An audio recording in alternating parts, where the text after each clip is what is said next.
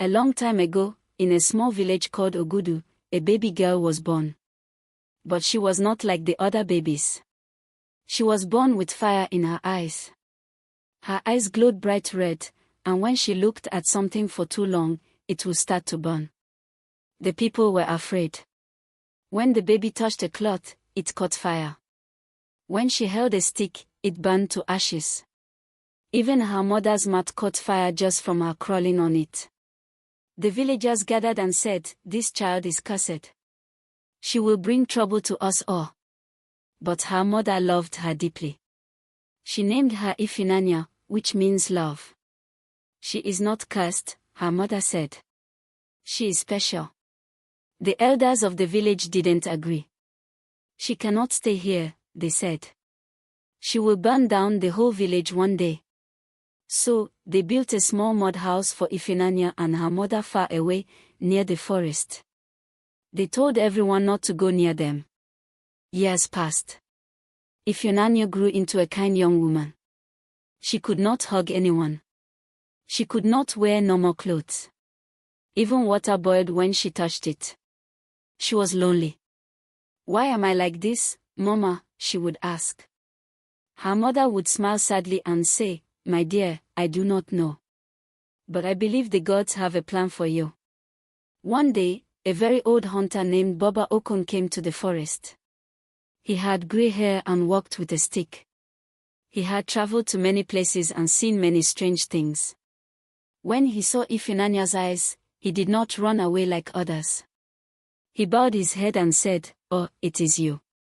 The girl with fire in her eyes." Ifunanya was surprised. "You're not afraid of me?" "No," said Baba Okon. "I have been waiting for you. The gods showed me a dream many years ago. They said a girl with fire in her eyes would be born, and she would save us all." "Save you?" she asked. "But everyone thinks I'm dangerous." Baba Okon nodded. "Yes, because they do not understand. But listen, child. Long ago, before anyone in this village was born, a great evil lived in the mountain beyond the forest. It was called Udu, a dark spirit that ate the sun. It made the land cold and crops would not grow. The gods trapped it in a deep cave, but now it stirs again. It wants to come out." Ifunanya's eyes grew wide. "And what does that have to do with me?" "The fire in your eyes," said the hunter, "is not a curse. It is a gift. Only fire from the gods can destroy Udu. That fire lives in you." Ifunanya was quiet. She looked at her hands. She had spent her whole life hiding them, afraid of hurting someone. Could it really be true that her fire was meant for something good? "I will go," she said at last. "I will stop this evil." The next morning, she hugged her mother for the first time, even though the fire burned gently. Her mother smiled with tears in her eyes and gave her a red cloth to tie around her waist. With Baba Okon beside her, Ifunanya walked into the deep forest. They crossed rivers, climbed hills, and listened to the sounds of the trees. Animals stayed away from her, sensing the fire. Finally, they reached the mountain. It was dark, and smoke came from a hole at the top. "This is where Udu sleeps," the old hunter said. "Are you ready?" Ifunanya stepped forward. The ground shook. A loud, angry voice came from inside the mountain. "Who comes to wake me?" Black smoke rushed out. A huge, dark shadow with glowing red eyes rose from the cave. It was Udu. Ifunanya's heart beat fast. She felt afraid. But then she remembered what Baba Okon said, "The fire in your eyes is a gift." She looked straight at the spirit. Her eyes began to glow hotter than ever before. The fire lit up the sky like the sun. Udu screamed. "No! That's fire. It burns." She took a deep breath and shouted, "You do not belong here." The fire shot from her eyes and wrapped around the dark spirit.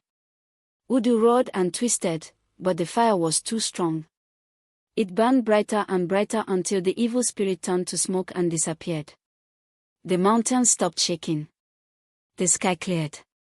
Birds started singing again. Ifunanya fell to her knees, tired but smiling. "You did it," Baba Okon said gently. "You have saved the land." When they returned to the village, everyone was waiting.